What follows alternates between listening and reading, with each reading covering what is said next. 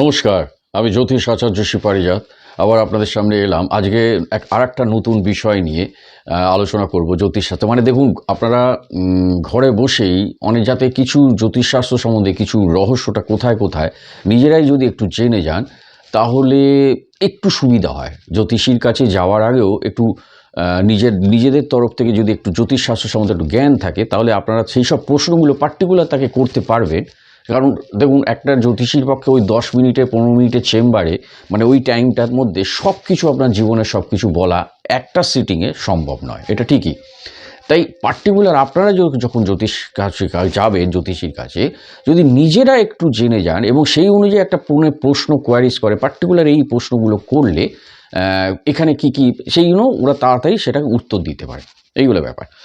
তো যাই হোক, আজকে মূল বিষয়টা হচ্ছে যে এই যে শরীর নিয়ে বলে, মানে এই যে মাথা থেকে পা অবধি যে আমাদের যে শরীরের যে বিভিন্ন অঙ্গ, এইগুলো কোন কোন ঘর রিপ্রেজেন্ট করে আপনাদের, মানে জ্যোতিষশাস্ত্রের কোন কোন ঘর, কোন কোন ভাব, এগুলো এই এই মাথা থেকে পা অবধি রিপ্রেজেন্ট করে, এবং তার সাথে কোন কোন গ্রহগুলো কিছুটা টাচ দিয়ে যাবো। হ্যাঁ, সেটা আমি বলে দিয়ে যাবো হালকা করে।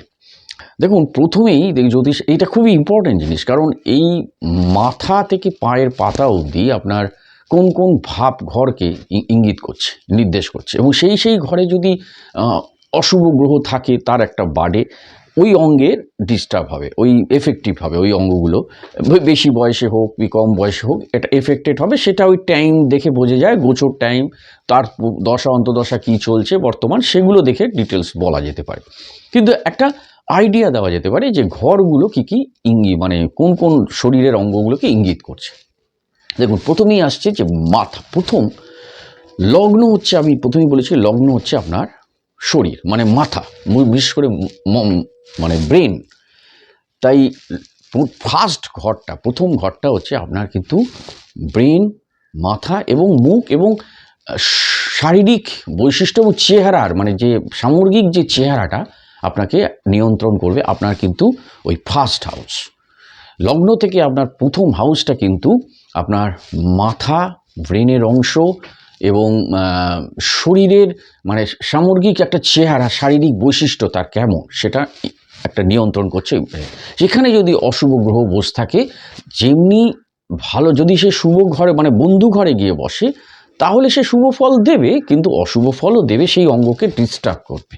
সেই হচ্ছে ব্যাপার। যাদের লগ্নে যদি কোনো একটা শনি বা মানে অমঙ্গল এরা যদি বসে, বা কখনো রবি, তাহলে কিন্তু তাদের একটু বেশি বয়সে গিয়ে সেরিব্রাল স্ট্রোক বা সেরিব্রাল অ্যাটাক, মানে এগুলো হতে পারে। তাই এগুলো কেন বলে দেওয়া, যাতে আপনারা নিজেরা যদি দেখুন, পৃথিবীতে ঈশ্বর না, মানে কি বলুন তো, খুব দুষ্টু টাইপের, মানে আপনাকে সব সুখ দেবে না, এটা একদম সত্যি কথা।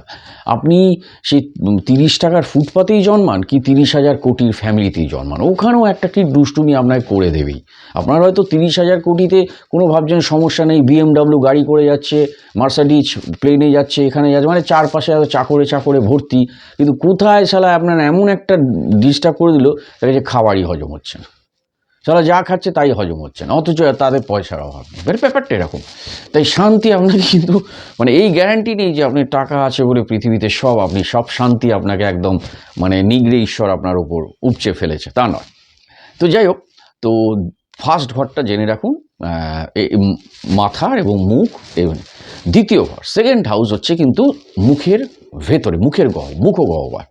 সেকেন্ড হাউস মুখে গহ্বর, দাঁত, বেশি দূর তো দাঁত আছে, দাঁত। তো সেকেন্ড হাউস হচ্ছে আপনার, ওই জন্য বলে গলা, মানে টনসিল জাতীয় কিছু, গলা। সেখানে মানে দেখবেন দ্বিতীয় হাউস, আমি আগেও বলেছিলাম, দ্বিতীয় হাউসে যদি বুধ, শুক্র, চন্দ্র এরা বসে থাকে, এদের দেখতে খুব সুন্দর হয় এবং গলাটাও খুব সুন্দর হয়, মানে মাধুর্য, একটা লোকে কথা বললে তার মধ্যে একটা আকর্ষণ ভাব থাকে, সবাইকার কথা শুনতে ভালো লাগে, ভালোবাসে, মানে এরম ব্যাপার। যদি দ্বিতীয় ঘরে বুধ, শুক্র, বা কিন্তু দ্বিতীয় ঘরে যদি শনি, মঙ্গল এইসব মানে গ্রহগুলো থাকে, অশুভ গ্রহ, তাহলে কিন্তু তাদের গলাটা খুব কর্কশ হয়, তাদের কথা কেউ শুনতে ভালো লাগে না, কেমন যেন খ্যার সবসময় করে, সবসময় একটা বাজে কথা বলে দেওয়ার একটা প্রবণতা থাকে। এইরম ব্যাপার, এই হচ্ছে ব্যাপার, মানে খুবই বাজেভাবে কথা বলার একটা প্রবণতা তাদের থাকে। তো সেকেন্ড হাউস হচ্ছে আপনার গলা, তাহলে ওইখানে যদি আপনার কোনো অশুভ গ্রহ থাকে তাহলে গলা জাতীয় বা দাঁতের সমস্যা বেশি বয়সে আসতে পারে। দাঁতের বা ছোটোবেলায় অনেকে দাঁতের সমস্যা, যদি সেখানে কেতু বসে থাকে, মঙ্গল বসে থাকে, রাহু, দেখুন এইগুলো আরও ডিটেলস জেনারেল, এটা হচ্ছে জেনারেল বলছি, ছকটা দেখার পর যদি ওই বসে থাকা সত্ত্বেও কোনো শুভ গ্রহ তাকে দৃষ্টি দিয়ে তার ড্যামেজটা কন্ট্রোল করছে, তাহলে সমস্যা নেই। হ্যাঁ, সেগুলো দেখিয়ে দিতে হয় প্রফেশনাল অ্যাস্ট্রোলজারকে। যাই হোক, তৃতীয় ঘর এবার বলবো। তৃতীয় ঘর হচ্ছে আপনার কিন্তু, এটা কিন্তু আপনার কাঁধ, হাত। তৃতীয় ঘর হচ্ছে আপনার কিন্তু, থার্ড হাউস হচ্ছে আপনার মানে কর্মযোগী, আপনি কতটা কর্মান, হাত দিয়ে তো আপনি মানুষ কর্ম করে, তাই হাত, তৃতীয় ঘর যদি খুব ভালো পজিশনে থাকে, আপনি যে কোনো কর্ম মানে করার একটা মানে মানে কর্মোদ্যম, আপনি একদম মানে যে কোনো উদ্যোগী, যে কোনো কিছুতে আপনি হাত দিয়ে মানে যে কোনো কিছু কর্ম করার একটা আপনার প্রচেষ্টা খুব দারুণভাবে থাকবে, উদ্যমী আপনি। তো এই থার্ড হাউস হচ্ছে আপনার, থার্ড হাউসও গলা, এখানে যদি দ্বিতীয় তৃতীয় যদি একটু ডিস্টার্ব থাকে, তাহলে কাউর বেশি বয়সে বা অল্প বয়স থেকে থাইরয়েডের প্রবলেম, এখন দেখেন না থাইরয়েড প্রবলেম, হাইপোথাইরয়েডিজম, হাইপারথাইরয়েডিজম, থাইরয়েডের ক্যান্সার, তো এই সবগুলো এফেক্টেড হতে পারে যদি থার্ড হাউসে যদি অশুভ গ্রহ এই শনি, মঙ্গল, রাহু, কেতু বসে থাকে। তাও আবার বলছি যে তৃতীয় ঘর আমি আগেও বলেছি 3, 6, 10, 11 এইটাকে বলে উপচয় হাউস জ্যোতিষশাস্ত্রে। তাই তৃতীয় ঘর এই সব উপচয় হাউসগুলোতে না অশুভ গ্রহ রাজযোগের সমান ফল দেয়। কিন্তু ফল দিলে কি হবে? ওই যে বললাম, ঈশ্বর আপনাকে কি করেছে, আপনাকে কিছু ভালো তো দিল, তার সাথে বলবো শুধু ভালো নিবি, একটু খারাপ নিবি না, নে খারাপটাও নেই, মানে ব্যাপারটা এরকম। তো আমার এইগুলো বলা হচ্ছে যে আপনি যদি জেনে যান আপনার ভালোর সাথে সাথে কি কি খারাপ আছে বা হতে পারে, তাহলে আপনি একটু সাবধান হয়ে যাবে। আপনারা তখন থেকে আপনি সেই সব খাবার খাবেন না। বা যাদের তৃতীয় ঘরে মনে করুন শনি বা রাহু বসে আছে বা বসে আছে মঙ্গল, তারা কিন্তু বিশেষ করে শনি বসে আছে, রাহু বসে আছে, কেতু বসে আছে, আপনারা কিন্তু স্মোকিং করলে কিন্তু আপনার কিন্তু সেখানে গলায় কিন্তু ক্যান্সার আসতে পারে, থাইরয়েডের প্রবলেম আসতে পারে। তাই আপনাকে একটু সাবধান হয়ে যেতে হবে। তারপরে এখানে স্মোকিং, অনেকে দেখবেন না অ্যালকোহল দিয়ে প্রচুর খেয়ে যায়, কিছুই হয় না, মানে মদ খেয়ে যায়। আবার অনেকে সম্মান দিতে, কারণ ওদের ওই জায়গাগুলো ডিস্টার্ব আছে, সেই জন্য অল্পেতেই ওকে অ্যাটাক করে নিচ্ছে। তাই এগুলো যদি সাবধান করে দেওয়া যায় যে আপনার তৃতীয় ঘরে শনি বসে আছে, আপনি কিন্তু স্মোকিং করবেন না, আপনাকে কিন্তু নেশাচ্ছন্ন করি, আপনাকে কিন্তু গলায় পরবর্তীকালে থাইরয়েড করাতে পারে, থাইরয়েডে ক্যান্সার করাতে পারে। তো এই সব ব্যাপারগুলো সম্বন্ধে সাবধান করে দেওয়া। এবার আসছি, তাহলে তৃতীয় ঘর আপনার কাঁধ, মূলত হাত, গলা, এইটা হচ্ছে তৃতীয় ঘর। চতুর্থ ঘর, ফোর্থ হাউস আপনার কোন শরীরের কোন অঙ্গ নির্দেশ করছে? ফোর্থ হাউস হচ্ছে বুক, আপনার বুকের উপরের অংশ এখানে। তো সেখানে ফোর্থ হাউস আপনাকে কিন্তু ওই হার্টকে বলছে, এবং ফোর্থ হাউস আপনার হচ্ছে কি ওই ফুসফুস, লাং, আপনার শ্বাস প্রশ্বাসজনিত কোনো, আবার তৃতীয় ঘরও কিন্তু এই যেহেতু গলা দিয়ে গলার নিঃশ্বাসটা যায়, তাই রেসপিরেটরি সিস্টেম, মানে আপনি যদি তৃতীয় ঘর দিয়ে, তখন টনসিলও হতে পারে, গলা দেবে ঠান্ডা লেগে যাওয়ার, ফ্যানিনজাইটিস হতে পারে তৃতীয় ঘর যদি প্রবলেম থাকে। ওটা কিন্তু রেসপিরেটরি সিস্টেম, মানে আপনার শ্বাসটাই গলা দিয়েই তো গিয়ে বুকে আসছে, সুতরাং তৃতীয় হাউসটাও কিন্তু ওই রেসপিরেটরি সিস্টেম। এবং ফোর্থ হচ্ছে আপনার ফুসফুস, মূলত হার্ট, ফুসফুস। এবার হচ্ছে ফিফথ হাউস হচ্ছে আপনার কিন্তু স্টমাক, পেটের ওপরের অংশ, স্টমাক, এখানে পাকস্থলী আছে, এখানে আপনার প্যাঙ্ক্রিয়াস আছে, ইনসুলিন যেখান দিয়ে বেরোয়। আপনি দেখবেন এখন চারপাশে সব লোকের ডায়াবেটিক সুগারের রুগী। তার কারণ হচ্ছে তাদের ওই কি হচ্ছে, মানে এখানে আমি সিস্টেমটা হচ্ছে মানে অ্যানাটমি, শরীরের অ্যানাটমি এবং মানে হেলথ যেটা হচ্ছে প্যাঙ্ক্রিয়াস, এখানে একটা দেখবেন আপনার ঠিক স্টমাকের এই পেট থেকে নেমেই বুকের এখানে স্টমাকটা আছে, যেখানে খাদ্যনালী দিয়ে খাবারটা সেখানে জমা হচ্ছে, তার ঠিক পাশেই আছে প্যাঙ্ক্রিয়াস, একটা ছোট্ট মতো একটা জিনিস, ছোট্ট। তো এই প্যাঙ্ক্রিয়াসটা কিন্তু খুব একদম দারুণ, মানে কি বলুন, মানে ছোট হলেও কিন্তু ভূষণ্ড সাংঘাতিক এফেক্ট, কারণ এই প্যাঙ্ক্রিয়াসই কিন্তু আপনার শরীরে ইনসুলিনটা বার করে। মানে এই যে সুগার কেন হচ্ছে, মানে আপনি যে খাবারগুলো খাচ্ছেন, সে ভাত বলুন, ডাল বলুন, চিনি, মিষ্টি বলুন, সবের মধ্যে একটা চিনি আছে, শর্করা আছে। তো চিনিটা আপনার শরীরেও দরকার, শরীরে এনার্জি লেভেল ঠিক করার জন্য। তো এই চিনি আপনার যদি বাড়তিটা যেটা হচ্ছে, মানে আপনার এনার্জি লেভেল ঘটিয়েও যেটা বাড়তি রক্তে চিনিটা তৈরি হচ্ছে, সেটা নষ্ট করার জন্য এই প্যাঙ্ক্রিয়াস, এই ছোট্ট মতো একটা জিনিস, এই স্টমাকের ঠিক পাশটাতেই আছে প্যাঙ্ক্রিয়াস, যাকে প্যাঙ্ক্রিয়াস বলছে। এই প্যাঙ্ক্রিয়াস থেকে ও ইনসুলিন বার করে। মানে ও ইনসুলিনটা তখনই, মানে যে আপনি চিনিটা যতটা শরীরে আর সেদিনের জন্য চিনি নিয়েছেন, সেই চিনি নষ্ট করার জন্য, ওই বাড়তি চিনিটা নষ্ট করার জন্য প্যানক্রিয়াস ইনসুলিনটা বার করে, যাতে আপনার সুগারকে রক্তে না দেখা দেয়। এটা হলো প্যানক্রিয়াসের খেলা। এইবার যাদের ওই প্যানক্রিয়াস ডিস্টার্ব হতে শুরু করে, ওই যে বললাম পঞ্চমে যদি আপনার রাহু, পঞ্চমে যদি আপনার কেতু থাকে, তাহলে কিন্তু আপনারা সাবধান থাকবেন সুগার হওয়া থেকে, হতে পারে মেবি। তার সাথে শুক্রেরও ব্যাপার আছে, এটাও আমি মানে সুগার আবার কিছুটা কিডনিরও ডিস্টার্ব আছে, সেটা সপ্তম স্থানকে নির্দেশ করছে। তথাপি আমি বলছি এই প্যানক্রিয়াস, তাহলে প্যানক্রিয়াস থেকে ওই চিনিটা ওরা বার করে। এবার যখন আপনার প্যানক্রিয়াস কাজ করা বন্ধ করে দিচ্ছে, হয়তো চিনি বার করতে পারছে না, তখন বাধ্য হয়ে বাইরে থেকে ওষুধ দেওয়া হয়, ওই সুগারের ওষুধ, মেটফর্মিন জাতীয় বা আরও কিছু, এইগুলো দিয়ে আপনার সুগার বাড়তি চিনিটাকে নষ্ট করা, বা ইনসুলিন দেয়। তাহলে পঞ্চম আপনার জেনে রাখুন, আমি এগুলো বলে রাখলাম। পঞ্চম আপনার উপরের পেটের অংশ, যেখানে তো সেইখানে অশুভ গ্রহ বসে থাকলে সেই সব অঙ্গকে ডিস্টার্ব করতে পারে। ওই জন্য পঞ্চমে রাহু বা কেতু, এই জন্য বলে বাইরের খাওয়া দাওয়া, তেলে ভাজা এসব জাতীয় খাবার না খাওয়াই বাঞ্ছনীয়। এবার বলছি ষষ্ঠ স্থান। ষষ্ঠ স্থান হচ্ছে আপনার তলপেট, আপনার তলপেটের মানে পেটের নিচের অংশ, তলপেট। এটা ওই যে বললাম পঞ্চম হচ্ছে পেটের ওপরের অংশ, আর ষষ্ঠ হচ্ছে পেটের নিচের অংশ, তলপেট। তো সেইখানে আপনার ওখানে অন্ত্র আছে, মানে আপার ইন্টেস্টাইন, যেখান দিয়ে আপনার মানে খাদ্যনালী হজম হয়ে প্রথম যে জায়গাটায় যাচ্ছে, এইখানে যদি অশুভ গ্রহ বসে থাকে, মানে এই ষষ্ঠ স্থানেও, সেখানেও কিন্তু আপনার ওই তলপেট জনিত সমস্যা বা অন্ত্রে মানে রেচন, মানে ঠিক মতো করে হজম না, অন্ত্র তো হজম করায়, অন্ত্র আপনার হজম ঠিক মতো না হওয়ার চান। তাই পঞ্চম আর ষষ্ঠে যদি অশুভ গ্রহ বসে থাকে, তাহলে আপনার হজমজনিত প্রবলেম আসতে পারে।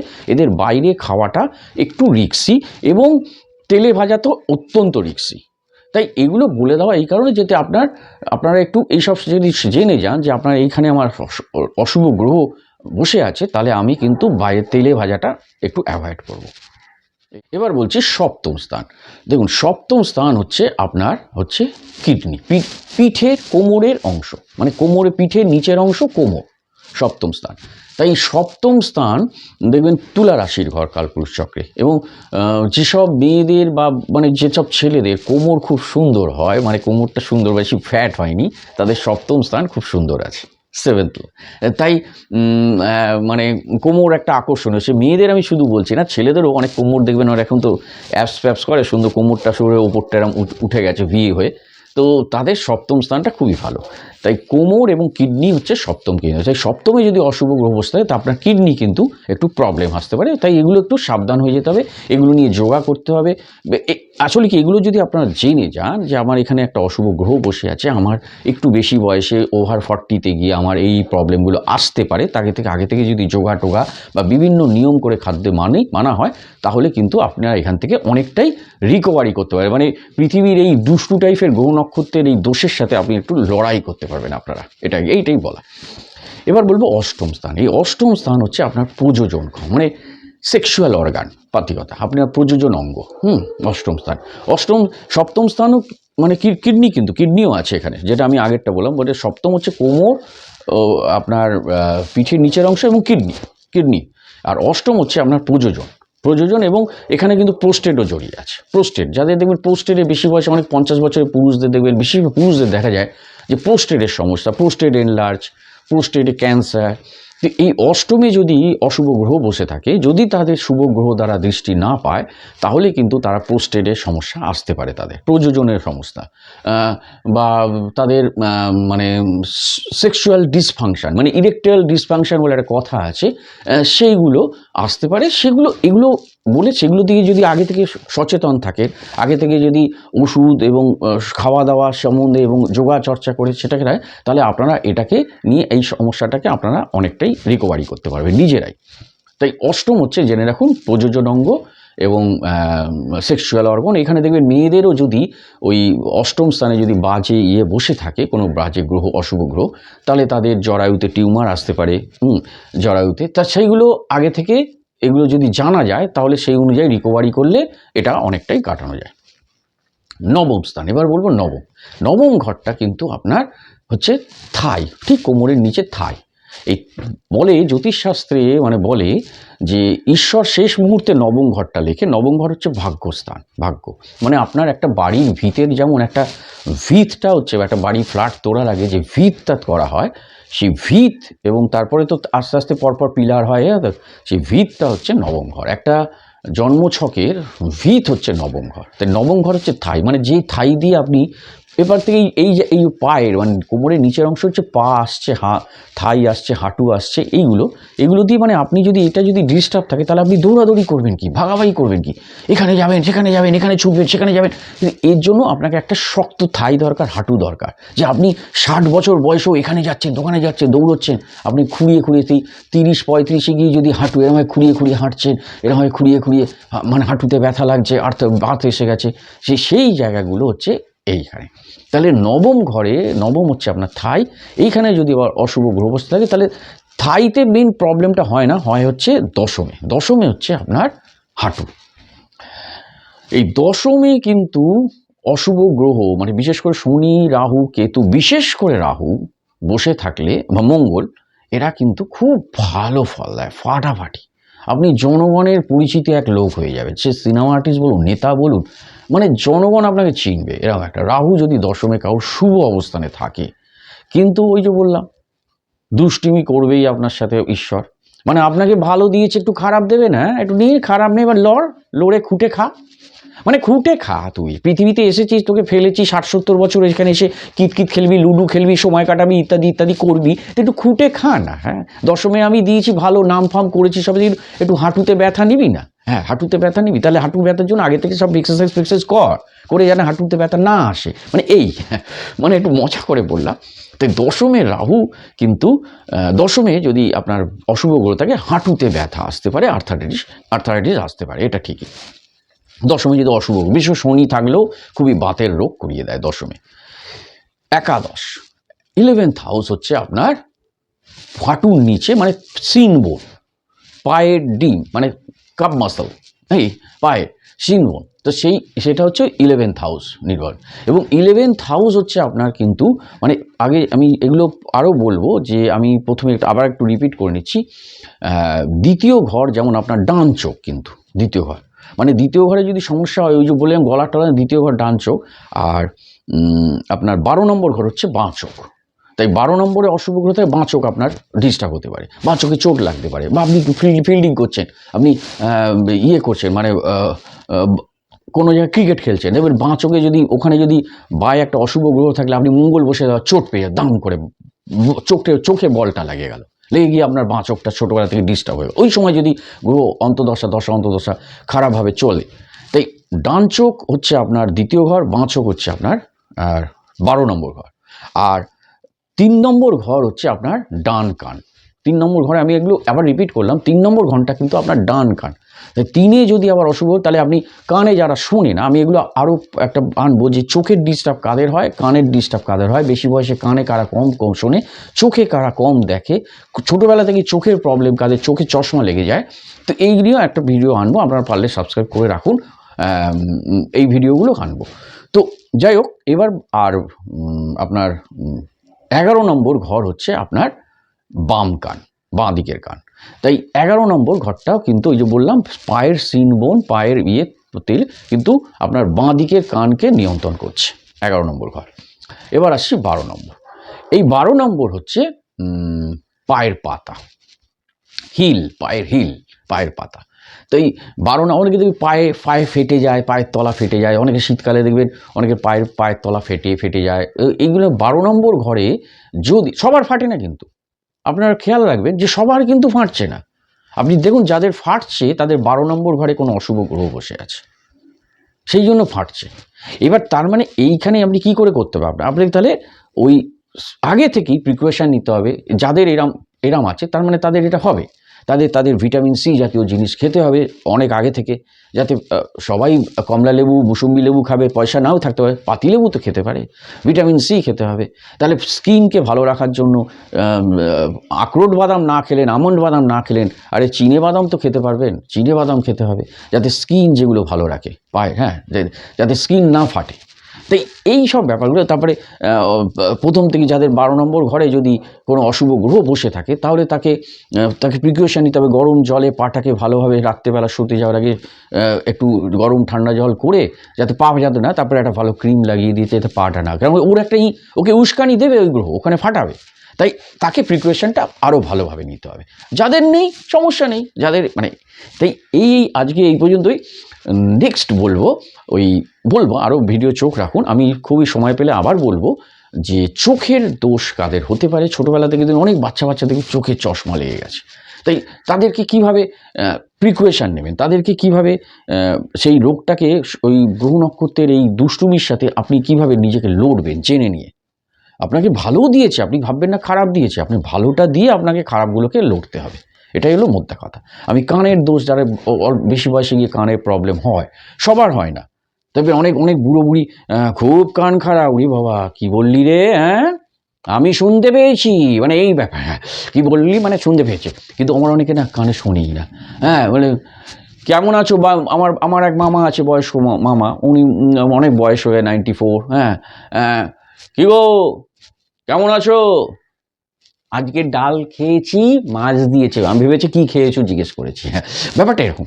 তো বয়স হলে সকলেরই হবে, তাই সবার হয় না কিন্তু। তাই কানের প্রবলেম কাদের হয়, চোখের প্রবলেম কাদের হয়, এই নিয়েও আমি কিছু ভিডিও পরবর্তীকালে রাখবো। নমস্কার, ভালো থাকবেন সবাই, আবার দেখা হচ্ছে।